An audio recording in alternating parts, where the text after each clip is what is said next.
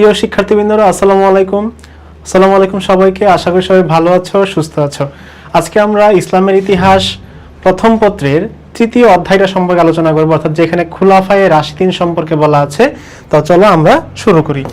তো আমরা খুলাফায়ে রাশিদিন সম্পর্কে জানতে যাচ্ছি। আমরা জানি যে আমাদের খুলাফায়ে রাশিদিন হচ্ছে 4 জন আছেন: হযরত আবু বকর রাদিয়াল্লাহু আনহু, হযরত উমর রাদিয়াল্লাহু আনহু, হযরত উসমান রাদিয়াল্লাহু আনহু এবং হযরত আলী রাদিয়াল্লাহু আনহু।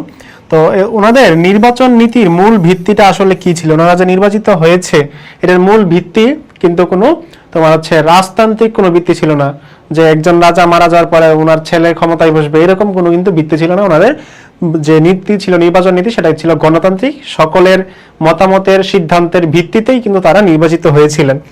তো প্রথমে আমরা আসি শুরা বা পরামর্শ ব্যবস্থা। দেখো, রাষ্ট্রে গুরুত্বপূর্ণ সিদ্ধান্তে সাহাবীদের সাথে পরামর্শ করা হতো, জনগণের মতামতকে গুরুত্ব দেওয়া হতো। এটি ছিল ইসলামী গণতন্ত্রের প্রাথমিক রূপ। যোগ্যতা ও তাকওয়া। খলিফা নির্বাচনে বংশ বা সম্পদ নয়, ঈমান, নেইপরায়ণত, জ্ঞান ও নেতৃত্ব গুণকে অগ্রাধিকার দেওয়া হতো। তো এইগুলো হচ্ছে আমাদের যে খলিফা যে নির্বাচন হয়েছিলেন, এই খলিফা নির্বাচনে কিন্তু কিছু নীতি ছিল, সেই নীতিগুলো হচ্ছে এখানে বলা আছে। তারপর দেখো বায়াত, মানে যেটা হচ্ছে জনসম্মতি আর কি। জনগণ স্বেচ্ছায় খলিফার প্রতি আনুগত্য প্রকাশ করত। বায়াত ছাড়া খিলাফত পূর্ণতা পেত না, অর্থাৎ যারা জনগণ ছিল, যাদের আন্ডারে ছিল মানুষরা যারা ছিল, তারা কিন্তু তাদেরকে জনসম্মতিতে মেনে নিত। ঠিক আছে। তারপর দেখো বংশানুক্রমিক নয়, খিলাফত উত্তরাধিকার সূত্রে চলেনি, প্রত্যেক খলিফা ভিন্ন পদ্ধতিতে নির্বাচিত হয়েছেন। ইসলামী অনুসরণ, কুরআন ও সুন্নাহ অনুযায়ী শাসন পরিচালনার অঙ্গীকার থাকতো। খলিফারা নিজেদের জবাবদিহির ঊর্ধ্বে ভাবতেন না, অর্থাৎ সবাই কিন্তু তাদের কাজের জন্য জবাবদিহি করতেন। এরপর দেখো আছে হযরত আবু বকর রাদিয়াল্লাহু আনহু। ওনার সম্পর্কে যদি আমরা একটু জানি, এখানে একটু হচ্ছে কেটে গেছে, যাই হোক। তো হযরত আবু বকর রাদিয়াল্লাহু আনহু ছিলেন আমাদের প্রথম খলিফা এবং রাসূলুল্লাহ সাল্লাল্লাহু আলাইহি ওয়াসাল্লামের ঘনিষ্ঠতম সাহাবী। তার প্রকৃত নাম ছিল আব্দুল্লাহ ইবনে আবি কুহাফা। ইসলাম গ্রহণের পর তিনি আস সিদ্দিক উপাধিতে ভূষিত হন। তিনি ছিলেন রাসূলুল্লাহ সাল্লাল্লাহু আলাইহি ওয়াসাল্লামের শ্বশুর এবং হযরত আয়েশা রাদিয়াল্লাহু আনহার পিতা। এবং উনি কিন্তু ছিলেন যে বৃদ্ধ যারা মানুষ আছে, এই বৃদ্ধ মানুষের মধ্যে সর্বপ্রথম কিন্তু উনি ইসলাম ধর্ম গ্রহণ করেন। এবং যদি তবে কিন্তু এরকম কোনো তোমার হচ্ছে কি বলে এটাকে, যদি তবে কিন্তু কোনো হচ্ছে ছাড়া আর কি, হচ্ছে কোনো কনফিউশন ছাড়াই উনি সর্বপ্রথম ইসলাম গ্রহণ করেন। ওকে। তো ওনার হচ্ছে প্রাথমিক জীবন দেখো, জন্ম আনুমানিক 573 খ্রিস্টাব্দে মক্কায়। ওনার বংশ হচ্ছে কুরাইশ গোত্রের বনু তাইম শাখা এবং উনি হচ্ছে পেশায় ছিলেন একজন ব্যবসায়ী। চারিত্রিক বৈশিষ্ট্য ছিল সত্যবাদী, নম্র, দয়ালু ও আমানতদার। ইসলাম গ্রহণ নবুয়তের প্রথম দিকে কোনো দ্বিধা ছাড়াই ইসলাম গ্রহণ করেন। দাস মুক্তি, বেলাল রাদিয়াল্লাহু আনহু সহ বহু নির্যাতিত দাসকে তিনি মুক্ত করে দেন। এটা হচ্ছে তোমাদের পরীক্ষার জন্য খুবই গুরুত্বপূর্ণ, তোমরা একটু পড়ে নিবা, এটা মাঝে মাঝে পরীক্ষায় দিতে পারে। ওকে। এরপরে আসো, আমাদের উনি খিলাফত লাভ করছেন কবে? দেখো 632 খ্রিস্টাব্দে রাসূলুল্লাহ সাল্লাল্লাহু আলাইহি ওয়াসাল্লামের ইন্তেকালের পর মুসলিম সমাজে নেতৃত্ব সংকট সৃষ্টি হয়। সাকিফা বনু সাইদাতে সাহাবীদের আলোচনার পর হযরত আবু বকর রাদিয়াল্লাহু আনহুকে খলিফা হিসেবে নির্বাচিত করা হয়। পরে মসজিদে নববীতে সকল মুসলমান তার প্রতি বায়াত প্রদান করেন। এভাবেই তিনি ইসলামের প্রথম খলিফা হন। খিলাফতের প্রাথমিক সমস্যা সমূহ, উনি যখন প্রথম খিলাফত লাভ করেন ওনার কিছু সমস্যা ছিল, যেমন দেখো নেতৃত্ব সংকট ছিল। রাসূল সাল্লাল্লাহু আলাইহি ওয়াসাল্লামের ইন্তেকালের পর অনেকেই মানসিকভাবে ভেঙে পড়েন। নেতৃত্ব প্রতিষ্ঠা করা ছিল বড় চ্যালেঞ্জ। রিদ্দা যুদ্ধ বা এটাকে আমরা বলি মুরতাদ বিদ্রোহ, কিছু গোত্র ইসলাম ত্যাগ করে এবং কিছু ভুয়া নবী মুজাইলামা কাজ্জার প্রমুখ আত্মপ্রকাশ করে এসব দমনে যুদ্ধ করতে হয়। অর্থাৎ এই যে আবু বকর রাদিয়াল্লাহু আনহু যখন খলিফা হিসাবে আসেন, তখন কিছু ভণ্ড নবীর আবির্ভাব হয়, যারা তাদেরকে নবী বলে দাবি করে, যারা ছিল ভণ্ড নবী। ঠিক আছে। তো তাদের বিরুদ্ধে কিন্তু তার যুদ্ধ করতে হয়। এটা ছিল কি তার একটা মোটামুটি চ্যালেঞ্জ ছিল তার শাসনের সময়। তারপর দেখো যাকাত অস্বীকারীদের বিদ্রোহ করে এবং কিছু গোত্র তোমার হচ্ছে ইসলামের স্বীকৃতিতে অস্বীকার করে। ঠিক আছে। তো এদের বিরুদ্ধে তিনি হচ্ছে বিদ্রোহ করেন। আচ্ছা, এই স্লাইডটা হচ্ছে তোমাদের যখন পিডিএফ দিয়ে দিব তখন আশা করি এই লেখাগুলো আশা করি আর এরকম সমস্যা থাকবে না। ওকে। দেখো রাষ্ট্রীয় ঐক্য রক্ষা। আরব উপদ্বীপে বিচ্ছিন্নতা দেখা দেয়, কেন্দ্রীয় শাসন প্রতিষ্ঠা ছিল জরুরি। বৈদেশিক হুমকি, তোমার হচ্ছে রোমান ও পারস্য সাম্রাজ্যের সম্ভাব্য আক্রমণের আশঙ্কা ছিল। ওকে, তো রিদ্দার যুদ্ধ একটা বললাম যে রিদ্দার যুদ্ধের ঘটনাটা কি, এটা তোমাদের জন্য গুরুত্বপূর্ণ। দেখো রাসূল সাল্লাল্লাহু আলাইহি ওয়াসাল্লামের ইন্তেকালের পর 632 খ্রিস্টাব্দের পর আরব উপদ্বীপের, ঠিক আছে, আরব উপদ্বীপ, উপদ্বীপ কোনটা, উপদ্বীপ হচ্ছে তোমার আরবের যে অংশটা সেটাকে আমরা বলি আরব উপদ্বীপ, ঠিক আছে। তো এই আরব উপদ্বীপে মনে রাখবা যে 3 দিকে পানি থাকবে। উপদ্বীপ মানে হচ্ছে 3 দিকে পানি আর একদিকে থাকবে কি স্থল, একদিকে স্থল, এটাকে আমরা বলি উপদ্বীপ। 3 দিকে পানি আর একদিকে স্থল থাকবে, সেটাকে আমরা বলি উপদ্বীপ। তো আরব তুমি যদি মানচিত্রে দেখো যে সৌদি আরবের যে অংশটা, সেই অংশটা তুমি দেখবা যে 3 দিকে পানি আছে আরবের, আর একদিকে হচ্ছে স্থল আছে, এর জন্য এটাকে বলে উপদ্বীপ। ওকে, আরব উপদ্বীপের বহু গোত্র ইসলাম থেকে বিচ্যুত হয় বা কেন্দ্রীয় শাসনের আনুগত্য অস্বীকার করে। কেউ কেউ ভুয়া নবীর অনুসরণ করে, আবার কেউ কেউ জাকাত দিতে অস্বীকার করে। এই বিদ্রোহ দমনে হযরত আবু বকর রাদিয়াল্লাহু আনহু 11 হিজরিতে রিদ্দার যুদ্ধ পরিচালনা করেন। তো এটা হচ্ছে মোটামুটি রিদ্দার যুদ্ধের যে ঘটনা সেটা। এরপর দেখো রিদ্দার যুদ্ধের কারণ কি, নেতৃত্বের শূন্যতা। রাসূল সাল্লাল্লাহু আলাইহি ওয়াসাল্লামের ইন্তেকালের পর কেন্দ্রীয় কর্তৃত্ব দুর্বল হয়ে পড়ে, ভুয়া নবীর আবির্ভাব হয়, জাকাত দানে অস্বীকার করেন, গোত্রীয় কিছু স্বার্থপরতা ছিল, যেমন কেন্দ্রীয় রাষ্ট্রের পরিবর্তে গোত্রীয় স্বাধীনতার দাবি, অর্থাৎ তারা কোনো নির্দিষ্ট মানুষের আন্ডারে থাকতে চাচ্ছিল না, তারা সবাই স্বাধীন হতে চাচ্ছিল। তোমাদের যে গ্রামের অঞ্চলে দেখবা যে অনেক গোষ্ঠী আছে, তাই না, বিভিন্ন গোষ্ঠী আছে, বর্তমানে অনেক বংশ আছে, যেমন সরকার বংশ, তারপর হচ্ছে এটা ওইটা, অনেক বিভিন্ন প্রকার বংশ আছে। তো তারা কি করতে চাইছিল, তখন স্বাধীন হতে চাইছিল, তারা কারো আন্ডারে থাকতে চাচ্ছিল না, যার ফলে কিন্তু উনি এই রিদ্দার যুদ্ধে এটা হয় অবশ্যম্ভাবী হয়ে পড়ে। ইসলামের ভ্রান্ত ব্যাখ্যা, নামাজ মানলেও জাকাত অস্বীকার, অর্থাৎ তারা জাকাত দিতে, কিছু কিছু গোত্র জাকাত দিতে অস্বীকার করে, যার ফলে তাদের বিরুদ্ধে কিন্তু যুদ্ধটা করতে হয়। রিদ্দার যুদ্ধের ফলাফল কি ছিল, আরব উপদ্বীপে ইসলামের ঐক্য পূর্ণ প্রতিষ্ঠা হয়, কেন্দ্রীয় শাসনের কর্তৃত্ব সুদৃঢ় হয়, ভুয়া নবীদের শক্তি ধ্বংস হয়, ইসলামী রাষ্ট্র ভবিষ্যৎ বৈদেশিক অভিযানের জন্য প্রস্তুত হয় এবং কোরআন সংকলনের উদ্যোগ নেওয়া হয়। এই রিদ্দার যুদ্ধে কিন্তু অনেক হাফেজ মারা যায়, ঠিক আছে। এই অনেক হাফেজ মারা যাওয়ার পরে আবু বকর রাদিয়াল্লাহু আনহু উদ্যোগ নিয়েছে যে কোরআন তারা হচ্ছে সংরক্ষণ করবেন, ওনারা হচ্ছে কোরআন সংরক্ষণ করবেন, যার ফলে এই রিদ্দার যুদ্ধে এটা কিন্তু একটা ফলাফল যে এই যে হাফেজদের শাহাদাতের ফলে কোরআন সংকলন হয়, হ্যাঁ, এই রিদ্দার যুদ্ধের মাধ্যমে। ওকে, এরপর যদি আমরা যাই, দেখো হযরত আবু বকর রাদিয়াল্লাহু আনহুর সাথে রোমান ও পারসিকদের একটা দ্বন্দ্ব ছিল, রোমান এবং পারসিকদের।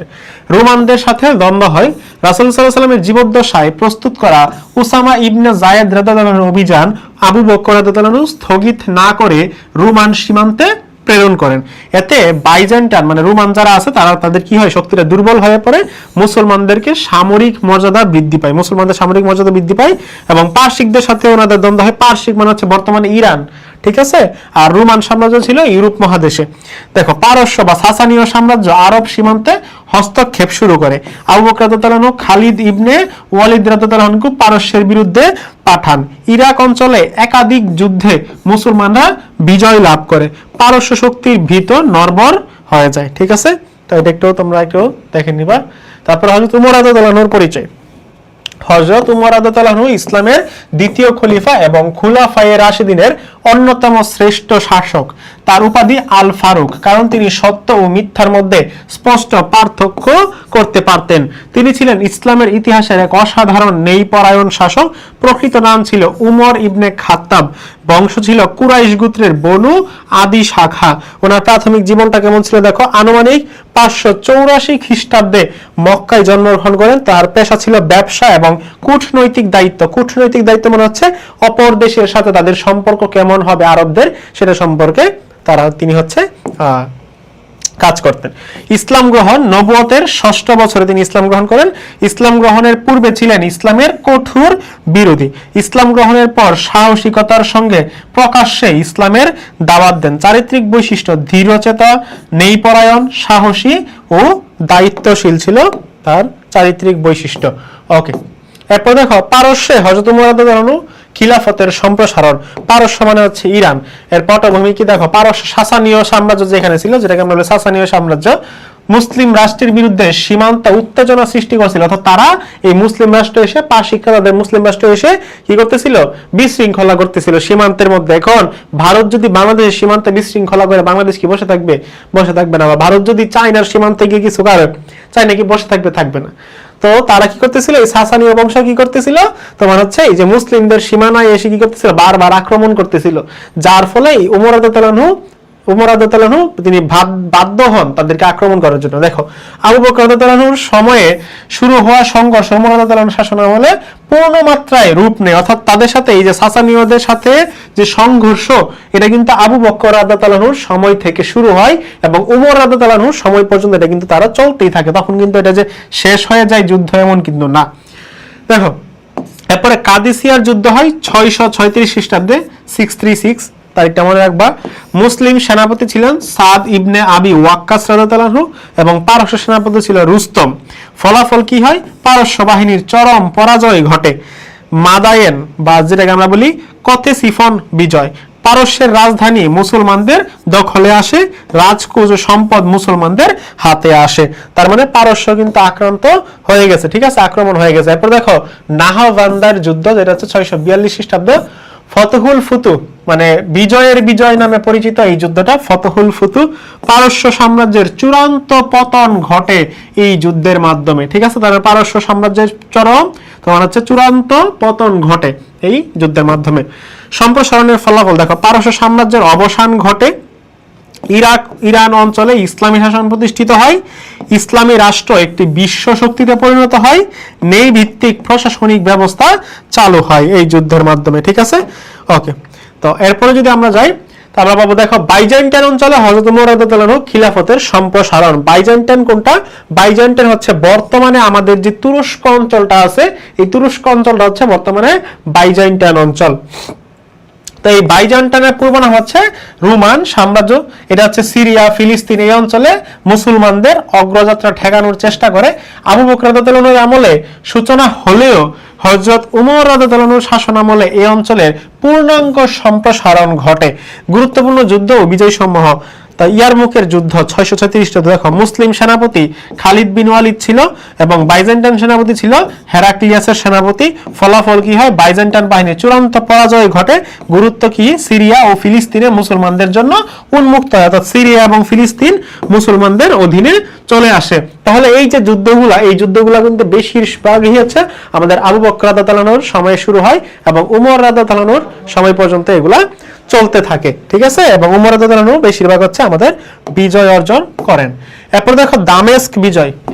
দামেস্ক বিজয় দেখো, শান্তি চুক্তির মাধ্যমে এই নগরটা হচ্ছে দখল করা হয়। দামেস্ক কোথায়? দামেস্ক হচ্ছে বর্তমানে সিরিয়াতে। তো প্রশাসনিক কেন্দ্র প্রতিষ্ঠা করা হয় এখানে। এবং জেরুজালেম দেখো, জেরুজালেম যেটাকে আমরা বলি বাইতুল মুকাদ্দাস, বাইতুল মুকাদ্দাস বিজয় হয় 638 খ্রিস্টাব্দে। উমর রাদিয়াল্লাহু আনহু নিজে এসে শহর গ্রহণ করেন, খ্রিস্টানদের ধর্মীয় নিরাপত্তা প্রদান করেন, ঠিক আছে, যেটাকে আমরা উমরনামা বইয়ের মধ্যে আছে। এবং হোমস ও আলেপ্পো বিজয় করে, হোমস ও আলেপ্পো যেটা হচ্ছে মোটামুটি মিশরের একটা অংশ ছিল তখন। ওকে, এরপর দেখো খালিদ বিন ওয়ালিদ রাদিয়াল্লাহু আনহুর অবদান। আমরা যে খালিদ বিন ওয়ালিদ রাদিয়াল্লাহু আনহু পড়ছি যে উনি হচ্ছে বিখ্যাত সেনাপতি ছিল উমর রাদিয়াল্লাহু আনহুর সময়, এবং ওনার যে অবদানটা সেটা একটু আমরা দেখি। যে সামরিক অবদান, উপাধি ছিল সাইফুল্লাহ। সাইফুল্লাহ মানে কি? সাইফুল্লাহ মানে হচ্ছে আল্লাহর তরবারি। মনে রাখবা যে সাইফুল্লাহ শব্দ অর্থ হচ্ছে আল্লাহর তরবারি। যুদ্ধ কৌশলে অসাধারণ দক্ষতা তিনি দেখান। ইয়ারমুক যুদ্ধে কৌশলগত নেতৃত্ব দিয়ে বিশাল রোমান বাহিনীকে তিনি পরাজিত করেন, সেনাবাহিনীর মনোবল বৃদ্ধি করেন। প্রশাসনিক অবদান, দামেস্ক ও আশেপাশের অঞ্চলে শাসন ব্যবস্থা সুদৃঢ় করেন, সাধারণ মানুষের নিরাপত্তা নিশ্চিত করেন, খিলাফতের প্রতি আনুগত্য প্রদর্শন করেন। উমর রাদিয়াল্লাহু আনহু তাকে প্রধান সেনাপতি পদ থেকে সরালেও তিনি বিনা দ্বিধায় আদেশ মানেন। এতে প্রমাণ হয় বিজয় ব্যক্তি নয়, রাষ্ট্র ও ইসলামের। অর্থাৎ উমর রাদিয়াল্লাহু আনহু এক সময় কিন্তু ওনাকে প্রধান যে সেনাপতি সেই সেনাপতির পদ থেকে অপসারণ করে দেন। তারপরেও তার যে যুদ্ধের জয়ের যে নেশা, সেই নেশা কিন্তু কোনোভাবেই কমে না, এবং তিনি কিন্তু ইসলামের জন্য সর্বোচ্চ তিনি চেষ্টা করেছেন, ঠিক আছে। এবং উনি কিন্তু বিখ্যাত একজন সেনাপতি ছিলেন। ওকে, এরপর আমরা আসি যে হযরত উমর রাদিয়াল্লাহু আনহুর কেন্দ্রীয় শাসন ব্যবস্থা কেমন ছিল।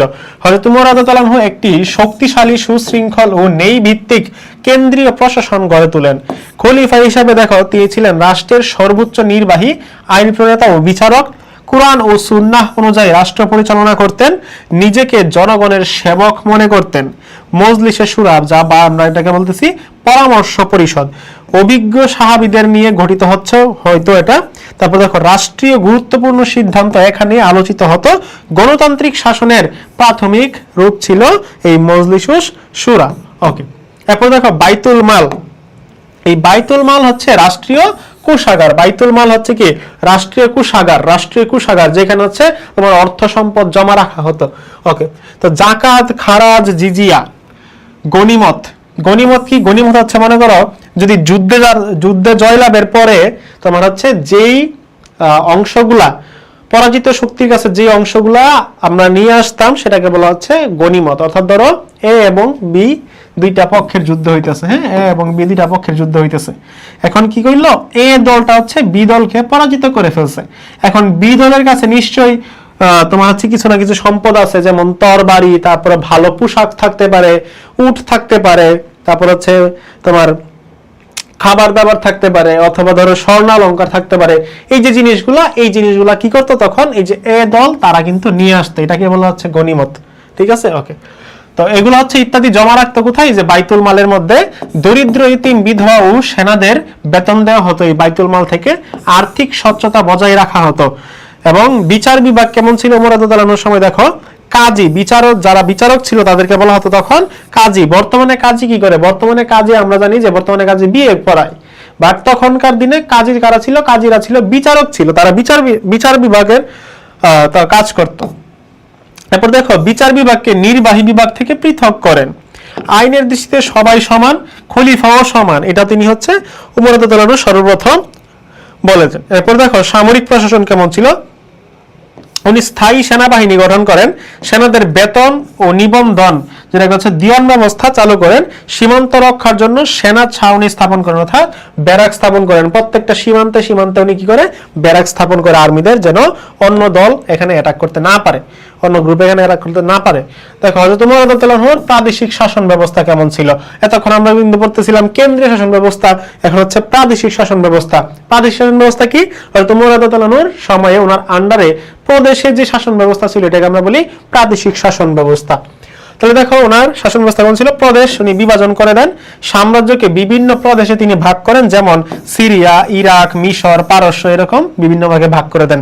এবং গভর্নর, ওয়ালি যেটাকে বলা হয় ওয়ালি, এগুলো নিয়োগ করেন। প্রতিটি প্রদেশে একজন গভর্নর নিয়োজিত থাকতো। গভর্নরদের কঠোরভাবে পর্যবেক্ষণ করা হতো।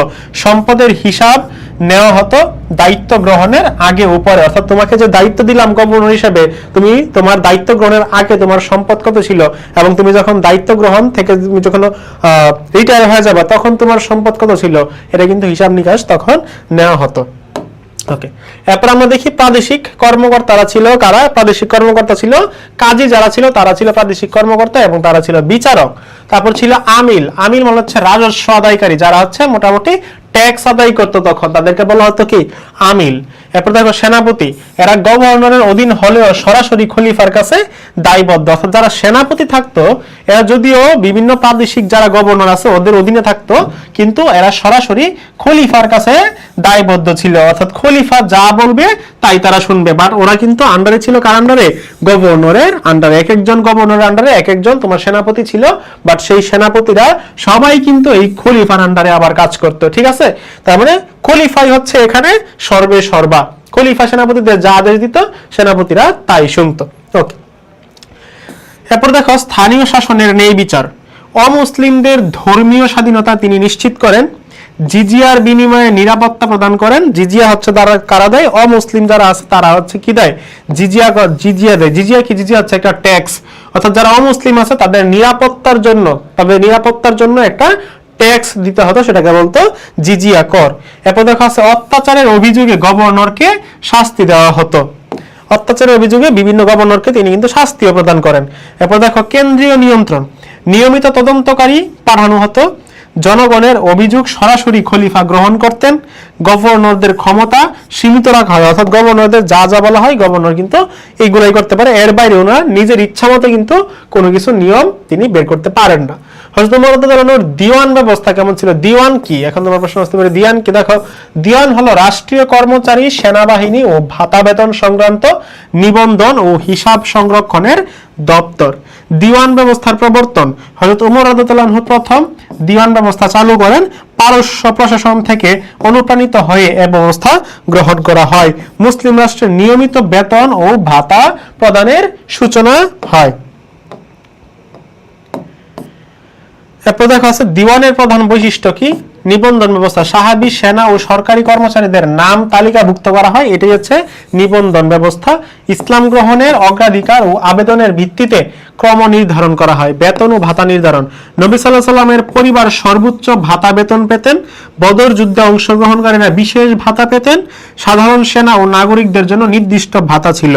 আর্থিক স্বচ্ছতা, সব আয়ের ও ব্যয়ের লিখিত হিসাব রাখা হতো এখানে। দুর্নীতি রোধে কড়াকড়ি ব্যবস্থা ছিল। রাষ্ট্রীয় দায়িত্ব বন্টন ছিল।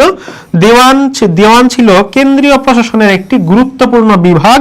সামরিক ও বেসামরিক প্রশাসনে শৃঙ্খলা আসে। অর্থাৎ মোটামুটি একটা সুষ্ঠু রাষ্ট্রের, অর্থাৎ একটা ভালো রাষ্ট্রের যা যা করা দরকার এটা কিন্তু এখান থেকে তারা কিন্তু নিয়ন্ত্রণ করত। হযরত উমর রাদিয়াল্লাহু আনহুর রাজস্ব প্রশাসন, হযরত উমর রাদিয়াল্লাহু আনহু একটি সুশৃঙ্খল ন্যায়ভিত্তিক রাজস্ব ব্যবস্থা গড়ে তোলেন। রাজস্বের প্রধান উৎস ছিল জাকাত। মুসলমানদের উপর জাকাত ছিল ফরজ, অর্থাৎ যারা মুসলিম তাদেরকে মাস্ট বি জাকাত দিতে হতো তাদের সম্পদের উপর বেস করে। গরিব অসহায় ও রাষ্ট্রীয় কল্যাণে এই জাকাতগুলা ব্যয় করা হতো। খারাজ কি দেখো, বিজিত ভূমির উপর আরোপিত ভূমিকরকে বলা হয় খারাজ, অর্থাৎ ভূমির উপর যে ট্যাক্স দিতে হয় এটাকে আমরা বলি কি খারাজ। কৃষকদের উপর অতিরিক্ত চাপ দেওয়া হতো না।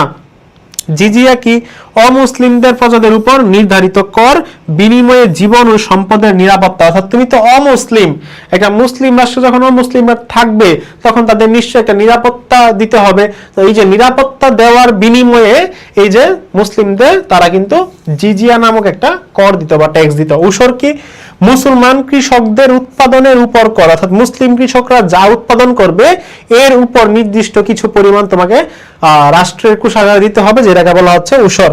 গনিমত ও ফাই, যুদ্ধলব্ধ সম্পদ ও রাষ্ট্রীয় যে সম্পত্তি আছে এই রাষ্ট্রীয় সম্পত্তি বা যুদ্ধলব্ধ সম্পদটা হচ্ছে কি গনিমত বা আমরা এটাকে বলি ফাই। ওকে, এরপর দেখো হযরত উমর রাদিয়াল্লাহু আনহুর পরিচয়। পুরো নাম ওমর ইবনুল খাত্তাব, উপনাম আল ফারুক।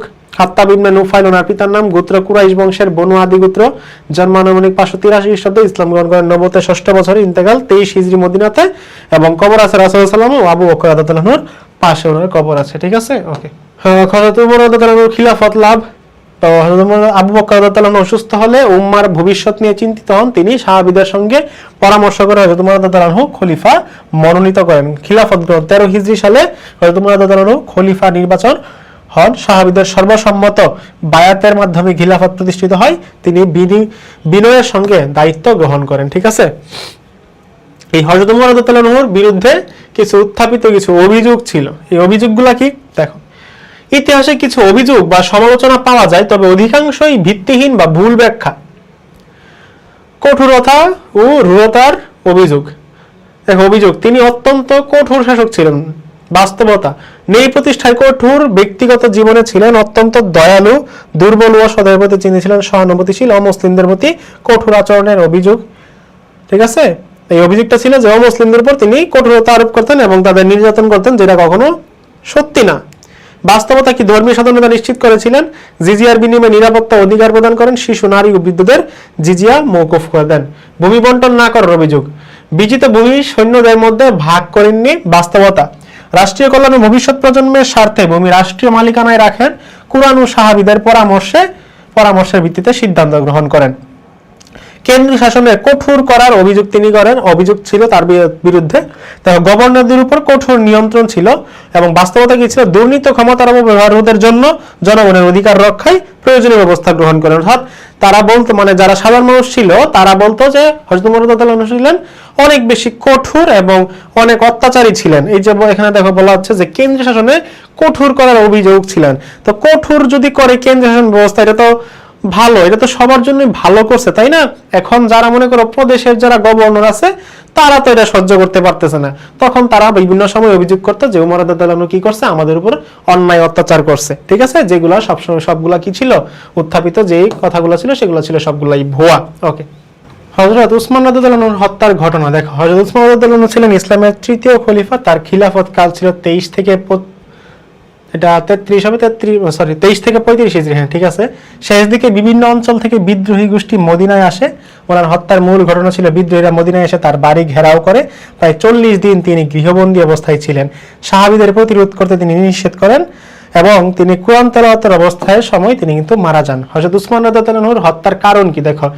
ওনার বিরুদ্ধে স্বজনপ্রীতির অভিযোগ ছিল, যে উনি হচ্ছে ওনার যে আত্মীয় স্বজন আছে ওনাদেরকে হচ্ছে বিভিন্ন জায়গায় বা ভালো ভালো তোমার হচ্ছে জায়গায় হচ্ছে উনি বসাই দিচ্ছেন কাজ করার জন্য, হ্যাঁ, প্রশাসনিক কাজের জন্য। বাট উনি এটা মোটেও করেন নাই।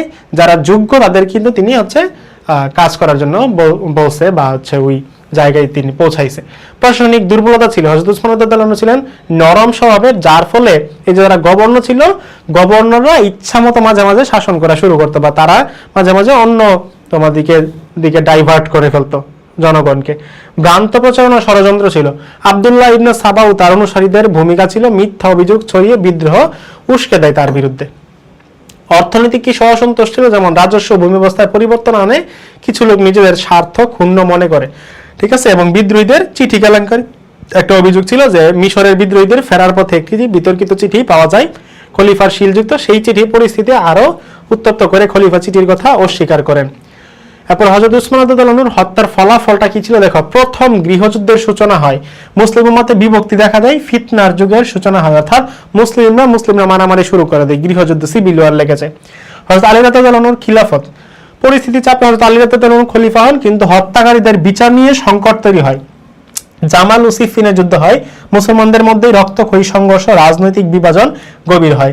খারিজি আন্দোলনের জন্ম হয়। সিফিন যুদ্ধের পর খারিজিদের উত্থান এবং উগ্র মতাদর্শের সূচনা হয়। ওকে, হযরত আলী রাদিয়াল্লাহু আনহুর প্রাথমিক জীবন, ওনার নাম ছিল আলী ইবনু আবি তালিব রাদিয়াল্লাহু আনহু, ওনার উপাধি ছিল আসাদুল্লাহ আবুল হাসান, পিতা ছিল আবু তালিব, মাতা ফাতিমা বিনতে আসাদ, জন্ম আনুমানিক 600 খ্রিস্টাব্দে মক্কায়। রাসূলুল্লাহ সাল্লাল্লাহু আলাইহি ওয়াসাল্লামের চাচাতো ভাই ও জামাতা ছিলেন প্রথম দিককার মুসলমানদের একজন, এবং শিশুদের মধ্যে তিনি হচ্ছে সর্বপ্রথম ইসলাম ধর্ম গ্রহণ করেন, একটু মনে রাখবা। হযরত আলী রাদিয়াল্লাহু আনহু খিলাফত লাভ ছিল। হযরত উসমান রাদিয়াল্লাহু আনহু শাহাদাতের পর হযরত উসমান রাদিয়াল্লাহু আনহু মারা যাওয়ার পর রাষ্ট্র চরম অস্থিরতায় পড়ে। মদিনায় কার্যকর নেতৃত্বের সংকট সৃষ্টি হয়। এরপর 35 হিজরি সালে সাহাবী ও জনগণের অনুরোধে খিলাফত গ্রহণ করেন। প্রথমে অনিচ্ছা প্রকাশ করলেও তিনি বায়াতের মাধ্যমে তিনি হচ্ছে জনগণের সাপোর্টের মাধ্যমে তিনি কিন্তু খলিফা নির্বাচিত হন। ন্যায় ও কুরআন সুন্নাহ ভিত্তিক শাসনের তিনি অঙ্গীকার করেন। খিলাফতের প্রাথমিক সমস্যা দেখো, হযরত উসমান রাদিয়াল্লাহু আনহুর হত্যার বিচার চেয়ে বসে, অর্থাৎ যেহেতু ওনার যে পূর্ববর্তী যে খলিফা ছিল হযরত উসমান রাদিয়াল্লাহু আনহু, উনি যেহেতু মারা গেছে, তো ওনার উপর কিন্তু একটা প্রেসার সৃষ্টি হবে, যে যারা মারা গেছে, যারা গুপ্তঘাতক আছে তাদের খুঁজে বের করার জন্য কিন্তু জনগণ বলবে। তো এরকম একটা চ্যালেঞ্জ বা প্রেসারে তিনি কিন্তু মুখোমুখি হন হযরত আলী রাদিয়াল্লাহু আনহু, যে কারা হযরত উসমান রাদিয়াল্লাহু আনহুকে মারছে, খুঁজে বের করো, এরকম। তো দেখো হত্যাকারীরা ছড়িয়ে ছিটিয়ে যায়, তারা তো পালিয়ে যাবে স্বাভাবিক। তারপর দেখো অবিলম্বে বিচার সম্ভব হয়নি, বিচার বিলম্ব নিয়ে বিরোধ সৃষ্টি হয়, অর্থাৎ উনি হচ্ছে খুঁজে পাচ্ছিল না, যে খুন করছে গুপ্তঘাতকদের তাদের হচ্ছে খুঁজে পাচ্ছিল না, যার ফলে ওনার বিচার কার্যের যে ডেট তোমার যে তারিখ সেটা হচ্ছে বারবার নিয়ে পিছাচ্ছিল, যার ফলে কিন্তু তোমার হচ্ছে মুয়াবিয়া রাদিয়াল্লাহু আনহু যিনি ছিলেন সিরিয়া শাসনকর্তা, উনি কিন্তু এটা ভালোভাবে মেনে নেন নাই। এরপর দেখো রাজনৈতিক বিরোধিতা ছিল। হযরত আয়েশা রাদিয়াল্লাহু আনহা, তালহা রাদিয়াল্লাহু আনহু, জুবাইর রাদিয়াল্লাহু আনহু বিচারের দাবিতে অবস্থান নেন। এর ফলে জামালের যুদ্ধ সংঘটিত হয় এবং মুয়াবিয়া রাদিয়াল্লাহু আনহু বিরোধিতা করেন। যে তোমাদেরকে যেটা বলতেছিলাম, যে মুয়াবিয়া রাদিয়াল্লাহু আনহু ছিলেন কে সিরিয়ার গভর্নর ছিলেন, এবং তিনি বায়াত দিতে অস্বীকার করেন, অর্থাৎ হযরত আলী রাদিয়াল্লাহু আনহু যে একজন খলিফা এটা মানতে তিনি অস্বীকার করেন। বিচার দাবি সামনে রেখে বিরোধিতা করেন। পরিণতিতে সিফিনের যুদ্ধ হয়, যেটাকে আমরা বলতেছি সিফিনের যুদ্ধ বা সিভিল ওয়ার, গৃহযুদ্ধ। প্রশাসনিক পুনর্গঠনের জটিলতা, পূর্ববর্তী গভর্নরদের অপসারণ করেন এবং নতুন গভর্নর নিয়োগ দেন। তাই নতুন গভর্নর নিয়োগ দেওয়ার ফলে কি হয়, প্রদেশে যে শাসন ব্যবস্থা, এই শাসন ব্যবস্থা শিথিল হয়ে যায় বা কিছুটা দুর্বল হয়ে যায়, ঠিক আছে, যার ফলে জনগণ কিন্তু তাদের মানতেছিল না। তারপর দেখো খারিজি সমস্যা, সিফিন যুদ্ধের পর সালিসি সিদ্ধান্ত অসন্তুষ্ট হয়ে খারিজিদের উদ্ভব, উগ্র মতাদর্শ ও সহিংসতা বৃদ্ধি পায়। হযরত আলী রাদিয়াল্লাহু আনহুর সাথে মুয়াবিয়া রাদিয়াল্লাহু আনহুর দ্বন্দ্ব হয়। হযরত উসমান রাদিয়াল্লাহু আনহুর শাহাদাতের পর সিরিয়ার গভর্নর ছিলেন মুয়াবিয়া ইবনুল আবি সুফিয়ান রাদিয়াল্লাহু আনহু। মুয়াবিয়া হযরত উসমান রাদিয়াল্লাহু আনহুর হত্যার প্রতিশোধ দাবি করে। হযরত আলী রাদিয়াল্লাহু আনহু নবনিযুক্ত খলিফা হওয়ায় তিনি যুদ্ধরাতে শান্তি চেষ্টার প্রস্তাব দেন। দ্বন্দ্বের মূল কারণ ছিল উসমান রাদিয়াল্লাহু আনহুর হত্যার বিচার। মুয়াবিয়া হত্যাকারীদের শাস্তি দাবি করেন। রাজনৈতিক ক্ষমতা ও কর্তৃত্বের জন্য যুদ্ধটা হয়।